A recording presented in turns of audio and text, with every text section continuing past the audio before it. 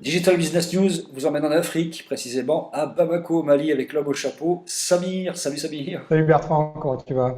ça va bien? On est content de te retrouver dans ton périple Tech Afrique qui a démarré il y a combien de temps? Il y a un mois déjà pour faire le tour de l'Afrique connectée.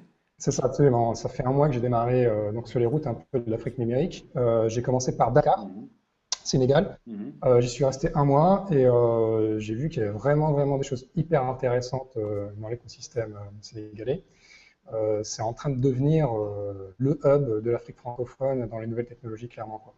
Le Sénégal, dans les nouvelles technologies, ça commence vraiment à décoller depuis pas très longtemps finalement. C'est depuis 3 4 ans, on va dire, depuis 2012, grosso modo, le point de départ, ça a été l'organisation d'un Startup Weekend à Dakar. Et en fait, c'était le premier Startup Weekend dans un pays d'Afrique francophone.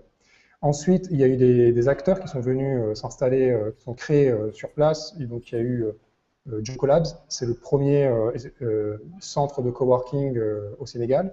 Puis, il y a eu le CETIC Dakar, qui est lui le principal incubateur des TIC spécialisé dans les nouvelles technologies au Sénégal.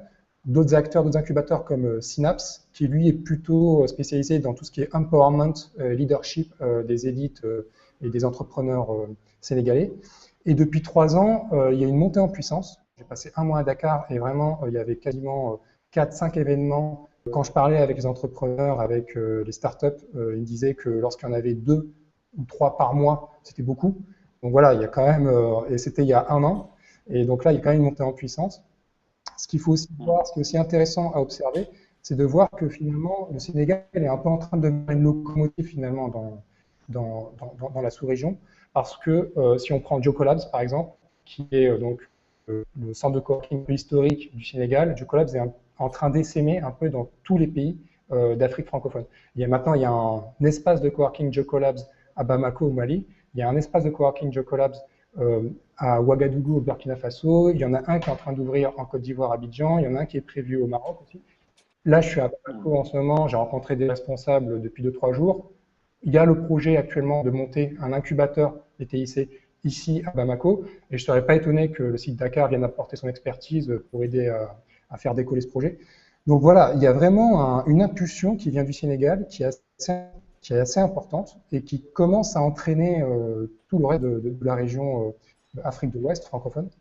J'ai eu la chance de participer en immersion au Techie 48. Alors le Techie 48, qu'est-ce que c'est? C'est le Startup Weekend version sénégalaise. En fait, ils ont pris le Startup Weekend et ils l'ont complètement contextualisé à des enjeux locaux. Ils l'ont renommé Techie, ça veut dire non pas tech en Wolof, mais ça veut dire succès.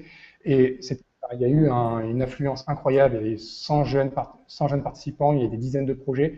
Vraiment, ça avait pas grand-chose à envier à ce qu'on pouvait voir aux hackathons qui peuvent se dérouler dans la Silicon Valley. Il y avait une énergie absolument incroyable. Et donc, ce qui est intéressant, parce que je parlais des événements, c'est qu'il y a de plus en plus d'événements, et ce sont ces événements qui nourrissent et qui permettent de fédérer les communautés. C'est en train de bouger à très grande vitesse, même s'il y a encore des défis. Il y a vraiment beaucoup de défis, je peux en citer quelques-uns.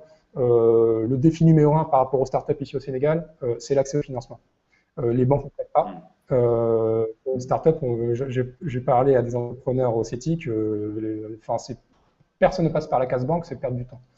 Et il n'y a pas de fonds d'amorçage, il n'y a pas de fonds d'investissement. Il y a quelques fonds d'investissement au Sénégal, de mémoire, je crois qu'il y en a 3, mais qui n'ont absolument pas le logiciel startup, c'est-à-dire que le ticket pour eux, c'est au-dessus de 300 000 euros, et ça ne va pas en dessous. Et le problème, c'est que pour une startup technologique où il y a une grosse dimension de risque, il faut que ce soit entre 50 000 et 100 000 euros, même s'ils arrivent à lever 50 000 euros, c'est déjà bien. Et au Sénégal, il n'y a pas d'outil pour ça. Pour se financer, il y a la Love Money, la famille, et ce que j'ai vu sur le terrain, c'est participer à des concours. C'est-à-dire que participer à des compétitions de business plan pour gagner 5 000 euros par-ci, 10 000 euros par-là, et recruter un développeur, acheter du matériel, voilà. C'est un petit peu, donc c'est vraiment du bootstrap complet, il y a vraiment pas tous les outils financiers qu'on peut trouver en Europe. Il y a un fonds, donc là j'ai rencontré un des porteurs de projet, il y a un fonds d'amorçage qui va être créé au Sénégal, qui lui va viser plus spécifiquement les petites PME et les startups, notamment dans les nouvelles technologies. Et ça c'est assez intéressant parce que du coup ça veut dire qu'en quoi c'est le début de quelque chose. qui va permettre un petit peu de nourrir l'écosystème, apporter ce financement qui va permettre à des projets de grossir et de gagner aussi en qualité. Et à mon avis, un axe qui devrait être développé au Sénégal, c'est tout ce qui est business angel. Il n'y a pas de business angel au Sénégal. C'est-à-dire que les gens, quand ils ont de l'épargne, ils investissent plutôt dans l'immobilier que quand on des projets technologiques. Bon, vous me direz, c'est un peu partout pareil. Et je pense qu'à ce niveau-là, la diaspora peut apporter quelque chose, notamment pour venir financer les projets à forte Ou la valeur communauté ajoutée. française du web, tout simplement. La communauté française du web peut aussi s'intéresser à ces projets-là et venir les financer. Absolument, absolument. Mais je serais pas étonné si 2015, si en 2015 on voyait pas mal de fonds, notamment français, s'intéresser à ce qui se passe en Afrique francophone, clairement. Un tout dernier mot, tu viens d'arriver juste à Bamako, donc au Mali. Est-ce que tu as une première impression rapide? Combien de temps tu vas rester là? Alors, oui, je suis à Bamako depuis quelques jours. Je reste encore quelques jours. Après, je vais à Abidjan, en Côte d'Ivoire. Euh, alors, l'écosystème à Bamako, c'est pas encore le niveau de Dakar, dans le sens où c'est un pays qui a des problèmes. C'est un pays qui a des difficultés, notamment politiques. Mais c'est aussi un pays où il y a un gros potentiel dans les nouvelles technologies. Un exemple, hein, j'ai rencontré il y a 2 jours le fondateur, Aliou Yatasai, c'est le fondateur de YouthSmart. YouthSmart, qu'est-ce que c'est? YouthSmart, c'est le premier smartphone conçu, designé à Bamako, au Mali. Et Ah, d'accord. absolument.